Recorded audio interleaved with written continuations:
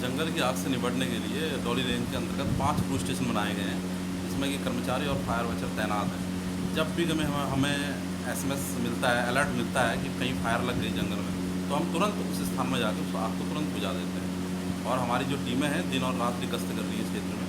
तो ऐसे अभी तक फायर का ऐसा कोई इंसिडेंट आया नहीं है, और भविष्य में अगर कोई ऐसा इंसिडेंट होता है तो हमारी टीमें तत्पर हैं।